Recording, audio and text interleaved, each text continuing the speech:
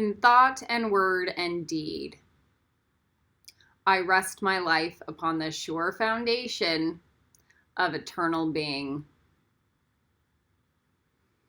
This sounds a lot like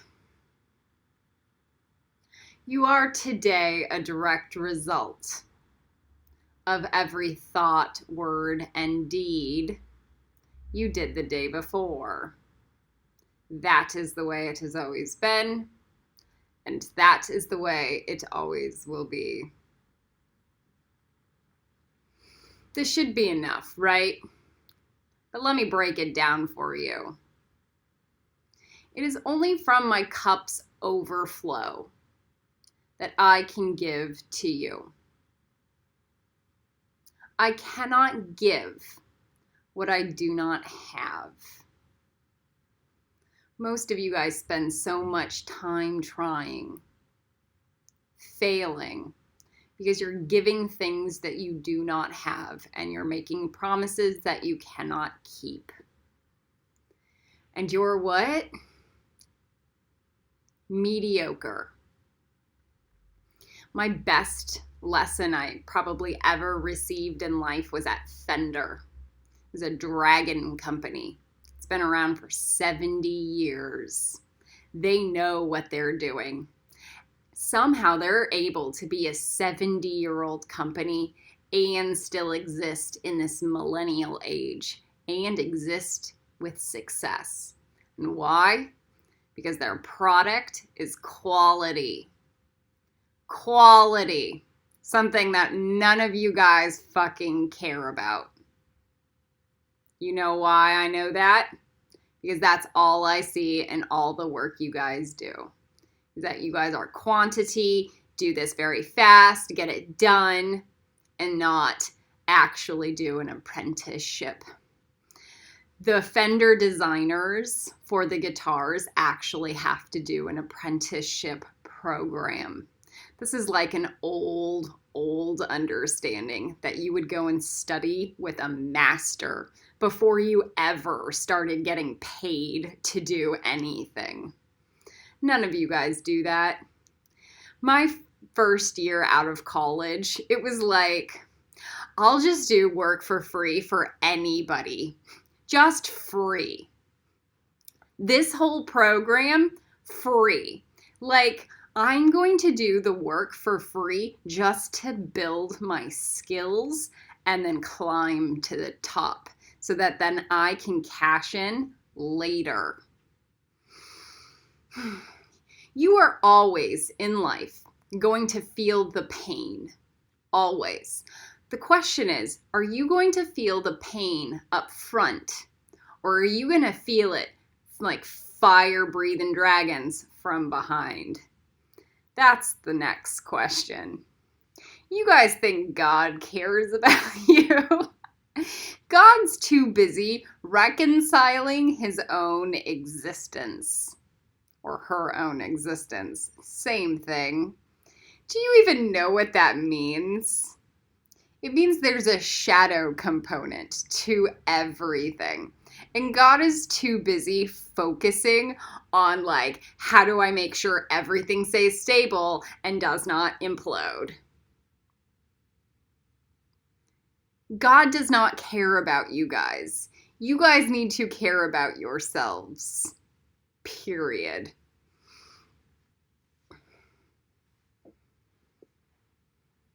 The crucible. This is my best teaching I have to offer on the planet. It's why I call myself Archangel Kamael or Kali Mahel. It's the same thing. It's through this crucible that you can receive the payout on the other end. But if you don't go through it, you will get it from behind. I was laying on the couch the other day. Last night, actually. Let's talk about stress. I am cramming finishing these videos for Yesod. So I don't even think about them until like a dragon comes in and pops some ideas in my brain the day before. And then I remember, oh, yeah, that's right. That's how we do this. yin it to win it. So I'm laying on the couch last night, and this is my cups overflow teaching. Dino Star comes in, and I was contemplating me being weak, or weak dragons. And Dino Star goes, we have no weak dragons. And then what she does is show me the weak dragons that get thrown into the lava. And it's sad and cruel, but really, the real cruel thing would be to have a bunch of weak dragons that are sickly and have no skills or able to defend themselves. And none of you guys get this. None of you. You all think you're all like, I want to take a yoga. Oh my God. Is there a pill that can give me the benefits of yoga? No. Because the benefits of yoga is not necessarily just the physical health, you guys. It's the actual work and discipline training and embracing pain. All of those things, those are the benefits of yoga. Actually having to take time out of your day to create a sacrifice on a mat every day. That's a benefit of yoga.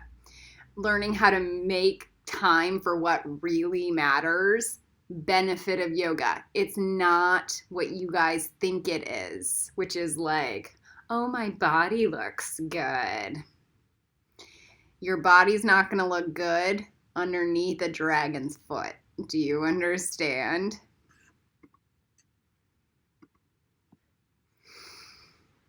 So I was thinking about what Dino Star said on the couch.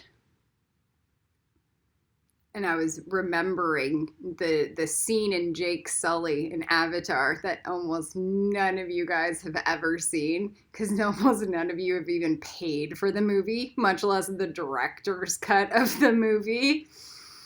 So Jake Sully kills Sute with a knife at the end.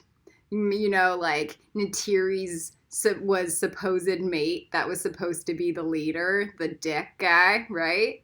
He falls he falls off of the airplane ship, whatever, falls onto the ground, and then his body's broken. And at the end, Jake Sully finds him. And he goes, I'm gonna save you. And Sute is like, kill me. Like, it is the way. And the point was this, is that they don't do in that more enlightened culture, they don't keep broken, sick people around. That's a form of cruelty and punishment. Whereas if they kept the line pure, everybody could thrive and survive. Whatever. You guys think that would be an act of compassion, letting him stick around? No, that's the act of cruelty. The act of compassion would be to take him out so he can go to mommy goddess, get better again, and then be reincarnated into a healthy body. That's an act of compassion. I was once told a story about a tribe in Africa.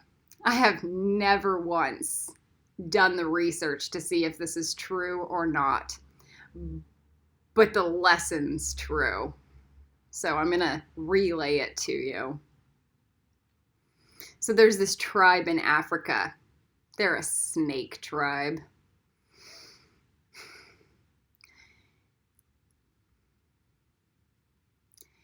A rite of passage for every child in that tribe is to walk through a 10-meter pit of snakes.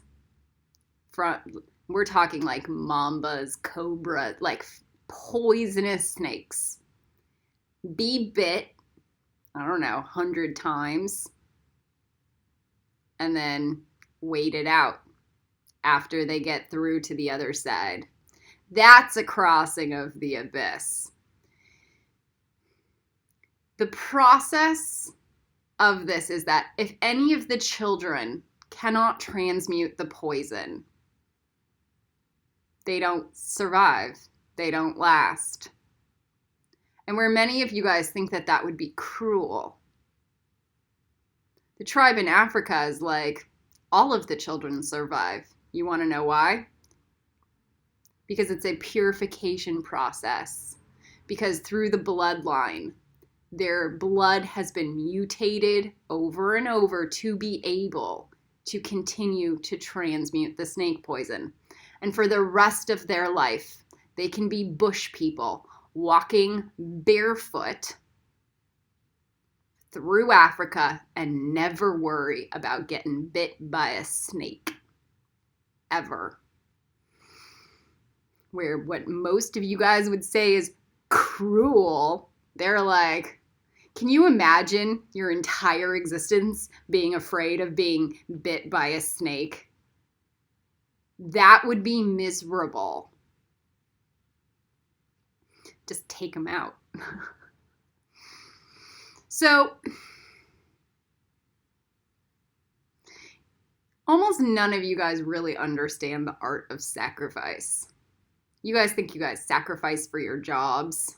You guys get payouts that are comfortable and cheap and easy, and then you spend it on junk. Jesus understood the art of sacrifice. That wasn't martyrdom. That was a form of magic.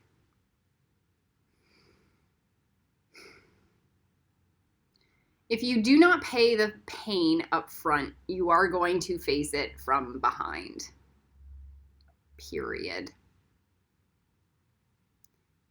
You are forever going to be learning to exist in a cycle, an ecosystem of pain and pleasure, pain and pleasure. Forever. The point is to stop running from it and stop letting it control you.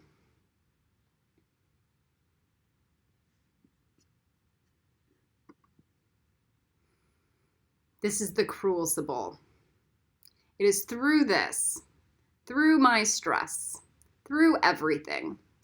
I should actually be drowning all day long if I'm actually in the crucible. I should have a million things on my plate to do and only so much time and energy to do it. And then when at the end of the day, when I teach my students or when I do healing work with my clients, it should only be my cup's overflow that I'm ever giving them or even intending to. So from that standpoint, Kali Ren out.